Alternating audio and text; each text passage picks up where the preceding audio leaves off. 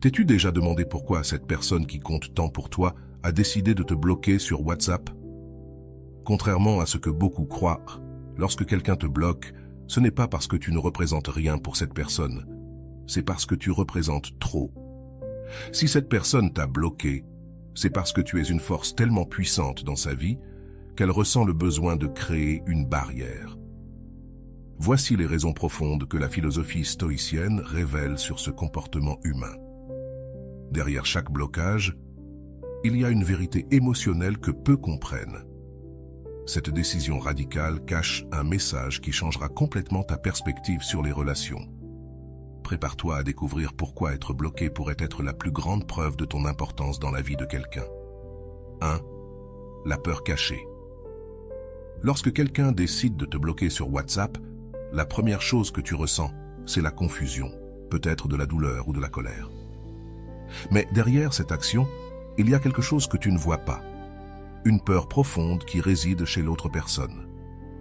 Ce n'est pas la peur de toi en tant qu'individu, mais la peur de ce que tu représentes dans sa vie. La philosophie stoïcienne nous enseigne que les gens ne fuient pas les autres, ils fuient les émotions que ces autres leur génèrent. Pense un instant à la dernière fois où tu as ressenti une peur intense. Que faisais-tu?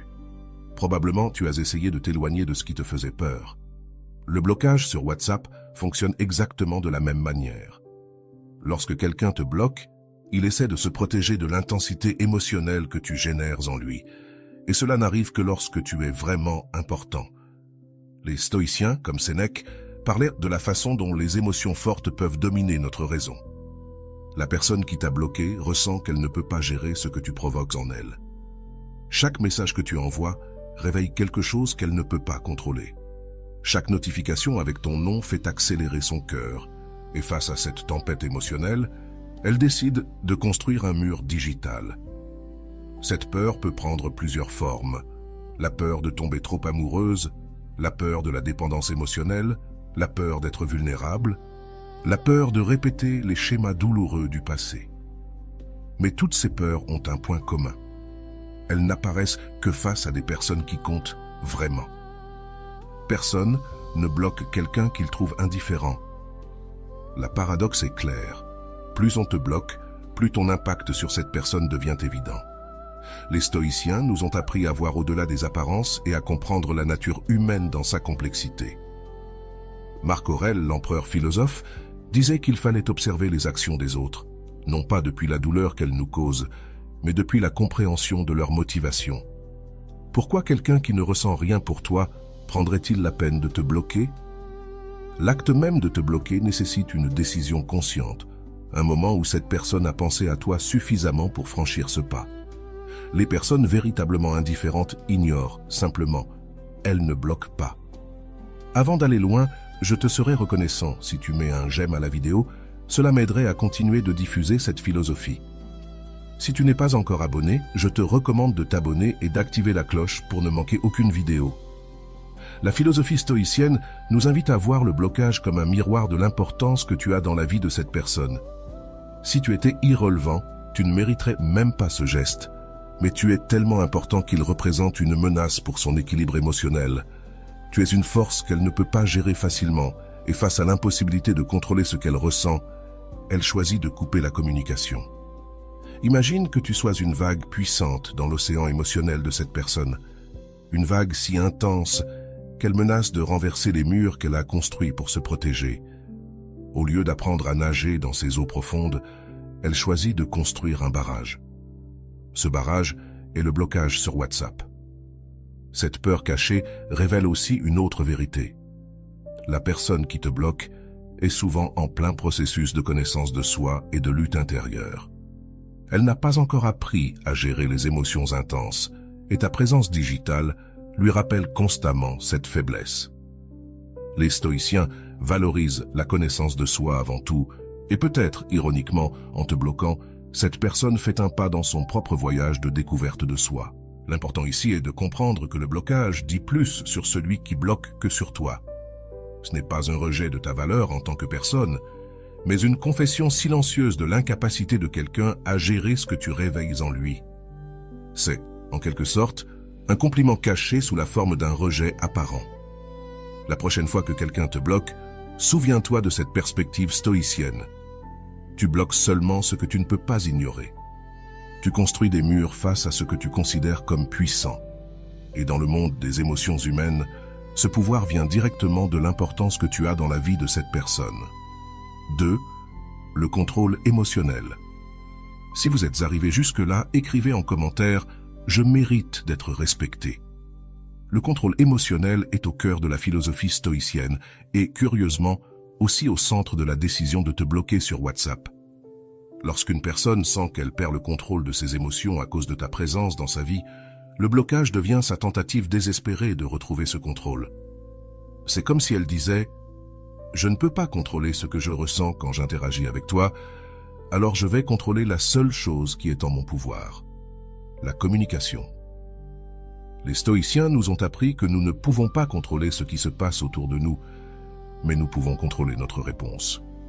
La personne qui t'a bloqué applique cette leçon de manière instinctive, bien qu'elle ne soit probablement pas consciente de cela.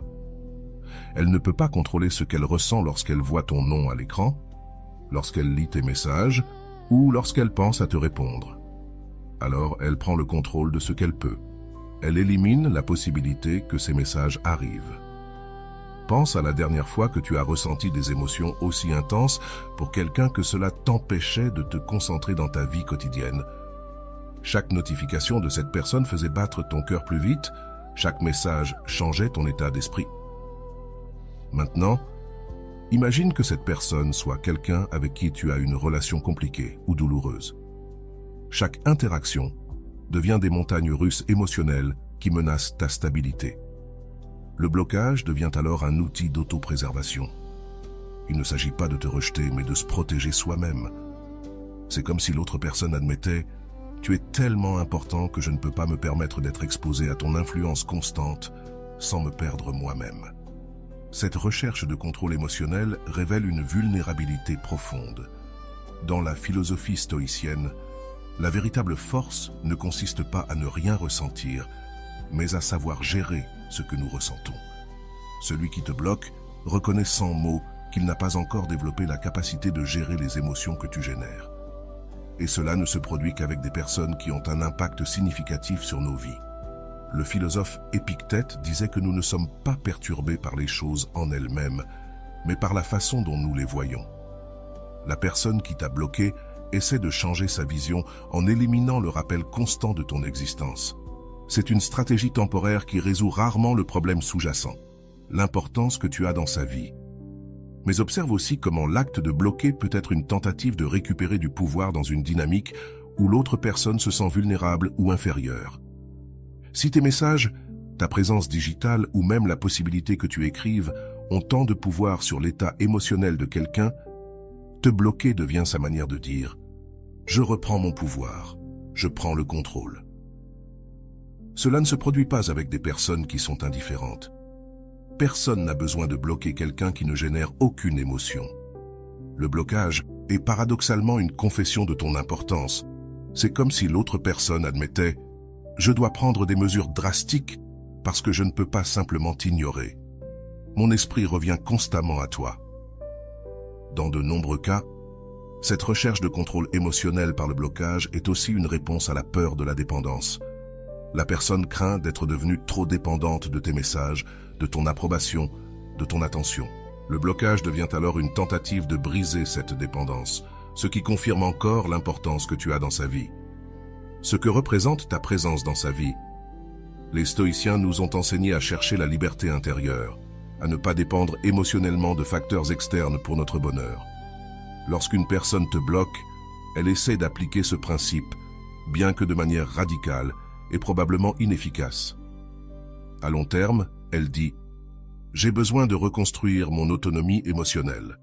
Et pour ce faire, elle a besoin de distance. Cet essai de récupérer le contrôle émotionnel peut aussi être vu comme un acte de discipline personnelle mal orienté. Plutôt que d'apprendre à modérer ses réactions émotionnelles, la personne choisit d'éliminer le stimulus. C'est comme si, au lieu d'apprendre à nager en eau profonde, elle décidait d'éviter complètement l'océan. C'est efficace à court terme, mais limitant pour son développement personnel. Rappelle-toi, du point de vue stoïcien, ce comportement ne doit pas être pris personnellement. Ce n'est pas contre toi, mais un reflet du voyage intérieur de l'autre personne, de sa lutte pour trouver l'équilibre et la sérénité dans ses émotions. Et dans cette lutte, ta présence s'est révélée trop puissante pour être gérée avec les outils émotionnels qu'elle possède actuellement. Le pouvoir silencieux. Il existe un pouvoir extraordinaire dans le silence, comme le savèrent bien les stoïciens. Marc Aurèle écrivait souvent sur la force qui réside dans le silence et la réflexion intérieure. Lorsqu'une personne te bloque sur WhatsApp, elle reconnaît, sans le dire avec des mots, le pouvoir silencieux que tu exerces sur sa vie. C'est un témoignage muet mais percutant de ton influence. Pense à la nature du pouvoir. Le véritable pouvoir n'a pas toujours besoin de se manifester bruyamment ou de manière évidente. Parfois, le pouvoir le plus profond est celui qui s'exerce sans rien faire, simplement en existant. Ta simple présence numérique, la possibilité que tu envoies un message, suffit à pousser l'autre à ériger des barrières. Ce n'est pas de la faiblesse, c'est un témoignage de ta force. Dans de nombreuses traditions philosophiques, y compris le stoïcisme, on parle de la façon dont les personnes qui nous affectent le plus sont celles qui touchent des cordes profondes en nous. Lorsque quelqu'un décide de te bloquer, il admet que tu as touché quelque chose d'essentiel en lui.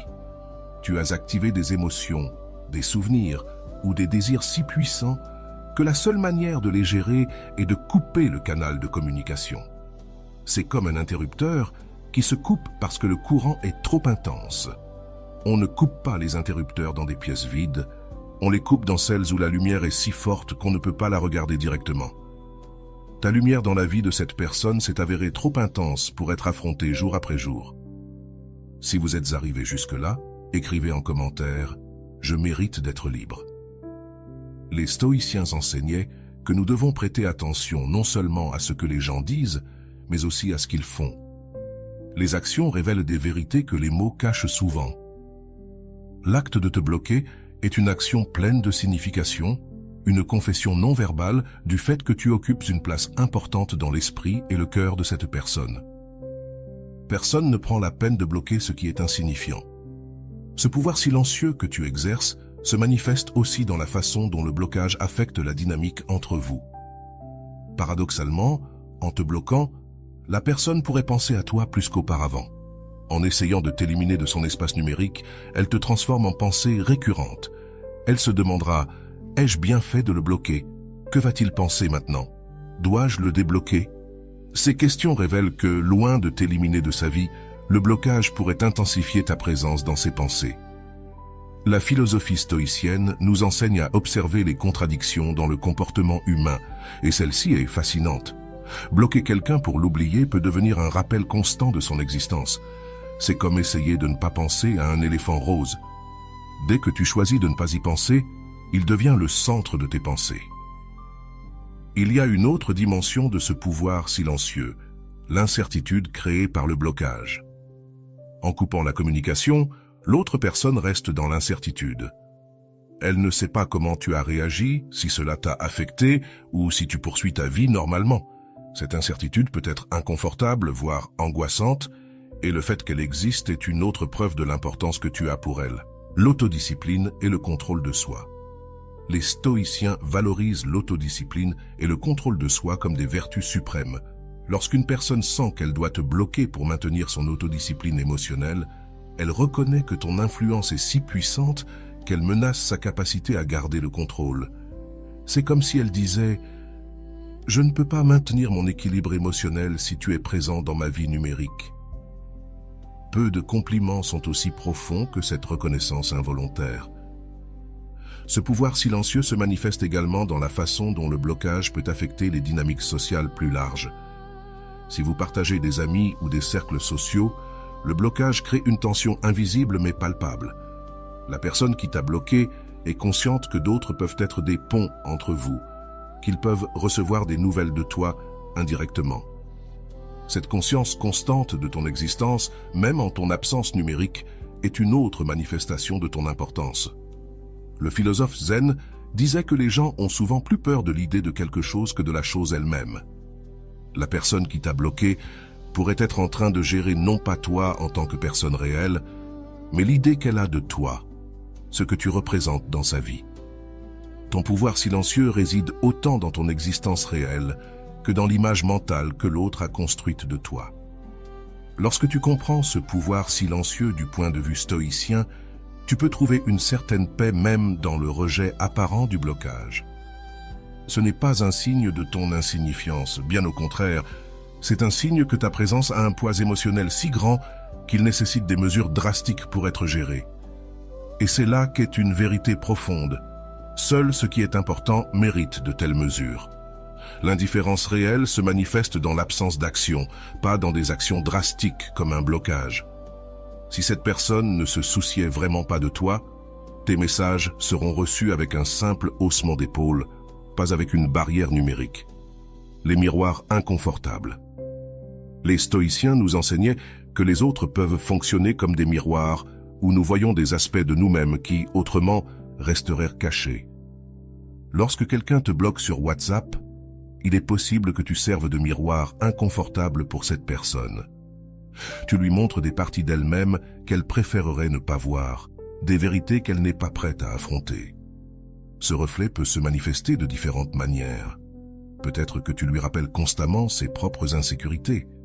Peut-être que ta façon d'être ou de communiquer lui montre des qualités qu'elle admire mais qu'elle estime ne pas posséder. Ou peut-être que ta présence lui rappelle des erreurs du passé, des opportunités manquées ou des chemins non empruntés.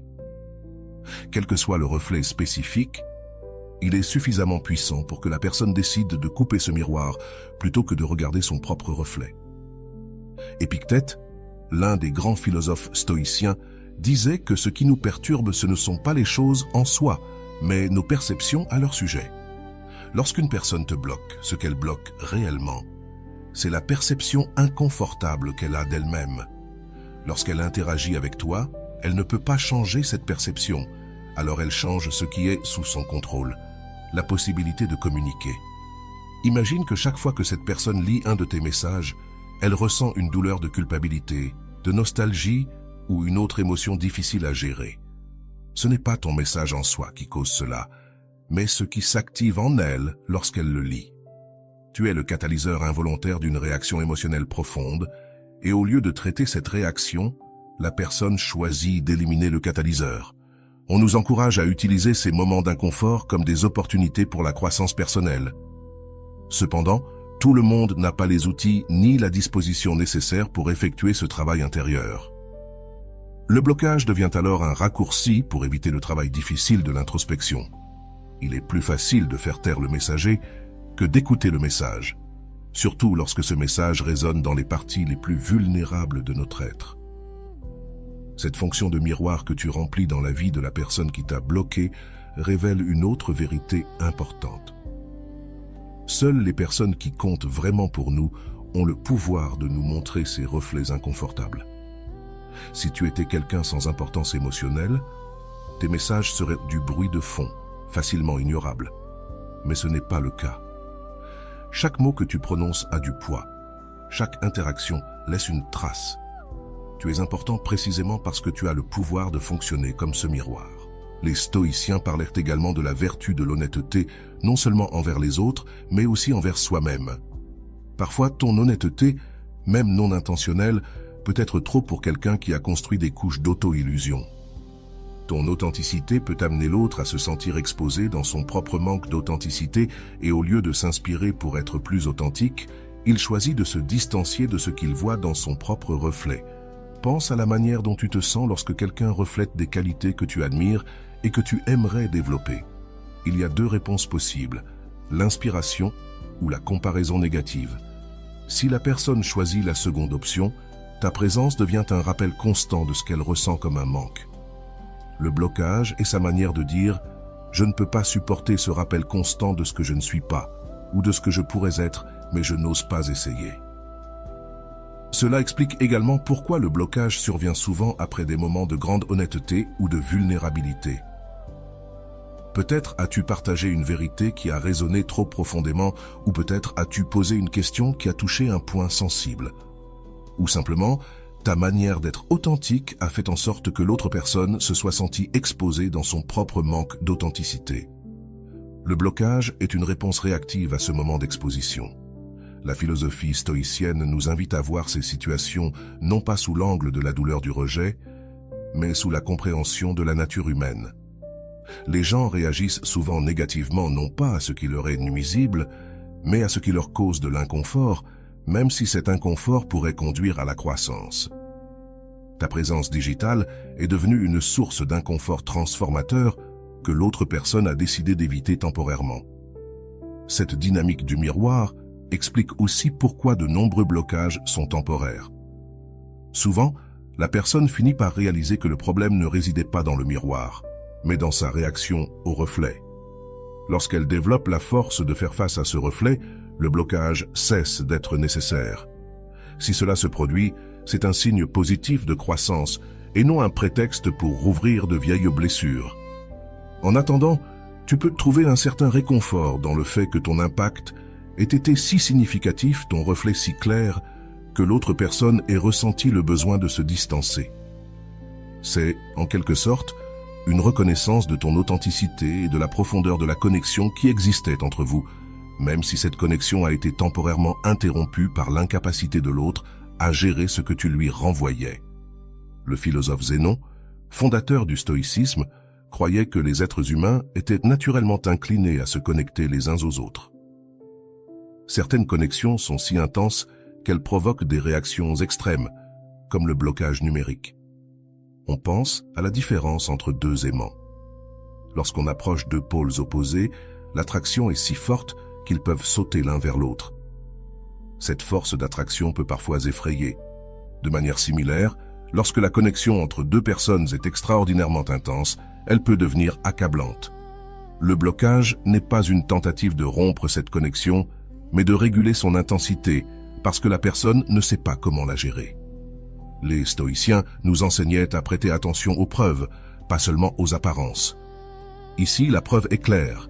Personne ne se dérange à bloquer quelqu'un avec qui il ne ressent pas une connexion significative.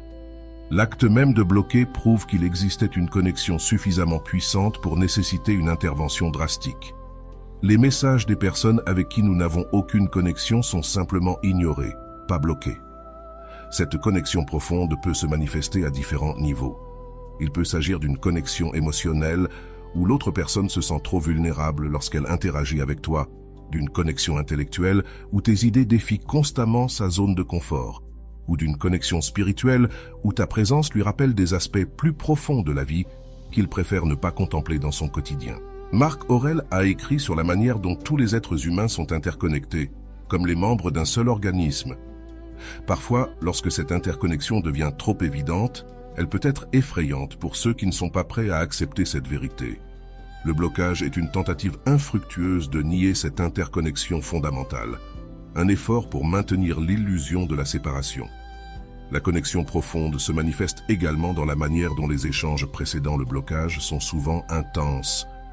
Peut-être y avait-il de longues conversations, des échanges émotionnels ou des moments de vulnérabilité partagés. Cette intensité de la communication est un prélude commun au blocage, non parce que la communication était négative, mais parce qu'elle était trop significative. La personne sent qu'elle perd son centre, qu'elle est trop investie émotionnellement dans la relation. Les stoïciens valorisent l'autonomie émotionnelle, mais comprennent aussi que les êtres humains sont des créatures sociales par nature. Cette apparente contradiction crée une tension dans les relations profondes. D'un côté, nous aspirons à la connexion. De l'autre, nous avons peur de perdre notre indépendance dans cette connexion. Lorsque quelqu'un te bloque, il gère activement cette tension. Et le fait qu'il ressente le besoin de prendre une mesure aussi radicale révèle à quel point la connexion était profonde. Observe aussi comment, après un blocage, il y a souvent des signes indirects que la connexion persiste. La personne peut s'informer sur toi par des amis communs, consulter tes réseaux sociaux, ou même te débloquer temporairement pour ensuite te rebloquer. Ces comportements apparemment contradictoires révèlent la vérité stoïcienne selon laquelle les connexions authentiques ne peuvent pas être simplement coupées par des décisions conscientes. Elles persistent et continuent d'influencer nos vies, même lorsque nous tentons de les nier. Cette connexion profonde explique aussi pourquoi le blocage peut sembler si douloureux pour les deux parties. Tu ne souffres pas seulement du rejet social, mais de l'interruption artificielle d'un lien authentique. Et celui qui t'a bloqué ressent probablement son propre type de douleur, celui de nier une part de lui-même qui résonnait avec toi. Les stoïciens nous ont appris que la douleur émotionnelle vient souvent de notre résistance à la nature des choses. Et il y a peu de choses plus naturelles que les connexions humaines authentiques. Épictète nous conseillait de nous concentrer sur ce qui est sous notre contrôle. Tu ne peux pas contrôler si quelqu'un décide de te bloquer, mais tu peux choisir comment interpréter cet acte, en le voyant comme une épreuve de connexion profonde, plutôt que comme un rejet. Tu recalibres ta perspective d'une manière qui honore la vérité de la relation, même si cette relation est temporairement en pause. Cette connexion profonde possède également une qualité intemporelle que les stoïciens apprécieraient. Les connexions authentiques ne sont pas limitées par l'espace numérique ou la communication constante. Elles continuent d'exister à un niveau plus essentiel. Le blocage peut interrompre l'expression externe de la connexion, mais il ne peut pas effacer l'empreinte que tu as laissée dans la vie de cette personne, ni celle qu'elle a laissée dans la tienne. Parfois, cette connexion est si profonde que la personne se sent accablée par sa propre vulnérabilité. Peut-être n'a-t-elle jamais ressenti une connexion de cette magnitude auparavant, et n'a-t-elle pas les outils émotionnels pour la gérer. Le blocage devient alors un temps d'arrêt, un espace pour traiter l'intensité des sentiments générés par cette connexion. Vu sous cet angle, le blocage peut même être perçu comme un compliment indirect à la profondeur de ton être. Tu es quelqu'un qui a la capacité de connecter à des niveaux que beaucoup trouvent intimidants. Tu es une personne qui laisse une empreinte, qui ne passe pas inaperçue, qui suscite des réactions profondes dans un monde d'interactions superficielles et éphémères. Être capable d'inspirer des connexions aussi significatives est un don, même quand ces connexions sont temporairement interrompues par la peur ou la confusion de l'autre. Les stoïciens nous ont également appris à voir les événements apparemment négatifs comme des opportunités de croissance. Cette interruption temporaire de la communication peut être une chance pour les deux parties, pour toi, de reconnaître l'impact que tu as sur les autres, et pour l'autre personne, de développer la force nécessaire pour gérer les connexions profondes sans peur. Et peut-être qu'avec le temps, cette pause forcée conduira à une reconnexion plus consciente et équilibrée, fondée non pas sur la dépendance émotionnelle, mais sur la reconnaissance mutuelle d'une résonance authentique. La vertu stoïcienne nous enseigne que la vertu est le seul véritable bien. Mais qu'est-ce que la vertu pour les stoïciens? La vertu implique de vivre selon la nature, de développer la sagesse, le courage, la justice et la modération. Lorsque quelqu'un te bloque sur WhatsApp, tu as une occasion unique de pratiquer ces vertus stoïciennes.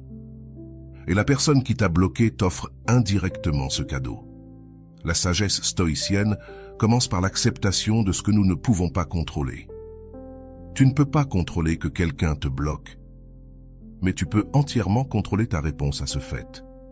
Au lieu de sombrer dans l'indignation, le ressentiment ou la tristesse prolongée, tu peux choisir de voir ce blocage pour ce qu'il est réellement. Une décision qui reflète l'état interne de l'autre personne, non pas ta valeur intrinsèque. Le courage stoïcien se manifeste dans la capacité à affronter des situations difficiles sans en fuir émotionnellement. Être bloqué peut être douloureux, surtout par quelqu'un qui t'est cher. Le courage n'est pas de ne pas ressentir cette douleur, mais de la ressentir pleinement sans permettre qu'elle définisse tes actions ou ta perception de toi-même. La justice stoïcienne implique de traiter les autres avec équité et respect, même lorsque nous ne sommes pas traités de la même manière. Même si tu as été bloqué, maintenir une attitude de compréhension et de respect envers cette personne est un acte de vertu stoïcienne. Ne parle pas mal d'elle, ne cherche pas à te venger indirectement, ne manipule pas les situations sociales pour lui nuire. Ce sont là des expressions de la justice stoïcienne en action. La modération stoïcienne se réfère à l'équilibre dans nos réactions émotionnelles. Il s'agit de ne pas nier complètement l'impact émotionnel du blocage, mais de ne pas non plus permettre à cet impact de dominer ta vie. La modération te permet de ressentir de manière appropriée sans que ces sentiments te contrôlent.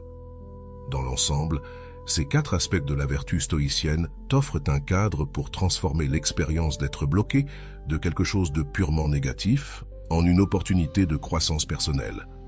C'est comme si l'univers te présentait un examen surprise en stoïcisme pratique et la manière dont tu réponds détermine ton progrès sur le chemin de la vertu.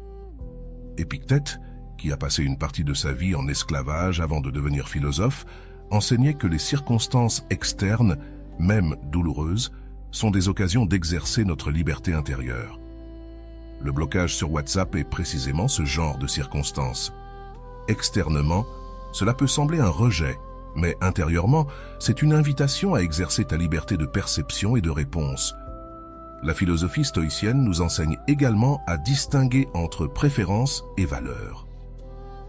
Tu préfères ne pas être bloqué, bien sûr, mais ta valeur en tant que personne ne dépend pas de cette préférence. Ta valeur réside dans ton caractère, dans la manière dont tu choisis de répondre aux situations et dans les vertus que tu cultives jour après jour. Aucun blocage numérique ne peut diminuer cette valeur intrinsèque. Marc Aurèle écrivait dans ses méditations sur la manière dont même les personnes qui nous font du tort font partie de la même communauté humaine que nous. Elles sont, dans un certain sens, nos frères et sœurs en humanité. Bien que leurs actions puissent nous causer de la douleur, voir la personne qui t'a bloqué sous cette perspective peut t'aider à garder de la compassion, même en plein rejet apparent. Cette compassion stoïcienne est particulièrement précieuse car elle te permet de voir au-delà de l'acte de bloquer vers la souffrance qui l'a probablement motivé. Les personnes qui bloquent d'autres personnes significatives dans leur vie le font souvent depuis un lieu de douleur, de peur ou de confusion. La véritable vertu stoïcienne inclut la reconnaissance de cette souffrance et la réponse à celle-ci avec compréhension, non pas avec plus de douleur. Les stoïciens valorisent aussi la perspective cosmique, la capacité de voir les événements sous un cadre temporel plus large. Dans cette perspective, un blocage sur WhatsApp est un événement minuscule dans l'immensité du temps. Dans 1 an, 5 ans, certainement dans un siècle, ce blocage n'aura plus d'importance. Cette perspective ne nie pas la douleur présente, mais elle la place dans un contexte qui la rend plus facile à gérer. Une autre vertu stoïcienne pertinente ici est l'autosuffisance. Les stoïciens croyaient que notre bonheur doit dépendre de nos propres ressources internes et non de facteurs externes, y compris l'approbation ou la désapprobation des autres. Être bloqué peut être une occasion de renforcer ton autosuffisance émotionnelle, de te rappeler que ton bien-être ne dépend pas de si quelqu'un choisit de te garder dans sa liste de contacts WhatsApp. Les stoïciens pratiquèrent également la gratitude comme forme de vertu, même dans des situations difficiles. Ils cherchaient des raisons d'être reconnaissants. Peut-être que ce blocage te libère d'une relation qui ne t'apportait pas réellement de bien, ou peut-être t'enseigne-t-il des leçons sur l'attachement, la communication ou tes propres schémas émotionnels. Trouver des raisons d'être reconnaissant, même pour des expériences douloureuses, est une forme élevée de vertu stoïcienne. La patience est une autre vertu stoïcienne que tu peux pratiquer dans cette situation. Parfois, les blocages sont temporaires. L'autre personne pourrait prendre du temps pour traiter ses propres émotions et, avec le temps, la communication pourrait être rétablie. La patience stoïcienne n'est pas de la passivité, c'est la confiance active dans le déploiement naturel des événements, sans essayer de les forcer selon nos désirs. Enfin, la vertu stoïcienne inclut l'auto-examen honnête. Bien que le blocage en dise davantage sur l'autre personne que sur toi, c'est toujours une occasion de réfléchir à ta part dans la dynamique. Y a-t-il des schémas dans ta communication qui pourraient être améliorés? As-tu respecté les limites de l'autre personne? Cet auto-examen n'est pas destiné à te culpabiliser, mais à te faire grandir, à devenir une version plus sage et plus vertueuse de toi-même. C'est dans ce sens que le blocage, vu à travers les lunettes du stoïcisme, peut être un cadeau déguisé. Il t'offre l'occasion de pratiquer toutes ces vertus, de renforcer ton caractère, d'approfondir ta compréhension de toi-même et des autres. Et à la fin, cette force de caractère, cette vertu stoïcienne cultivée, est bien plus précieuse que toute connexion numérique que tu aurais temporairement perdue. Et voilà. J'espère que vous avez trouvé beaucoup de valeur dans cette vidéo. Merci d'être resté jusqu'à la fin de cette vidéo. J'adore quand vous faites ça. Si vous voulez une autre vidéo sur ce sujet, écrivez en commentaire « J'en veux encore plus ». J'espère vous revoir dans une autre vidéo. Merci pour ton temps, prends soin de toi et à bientôt.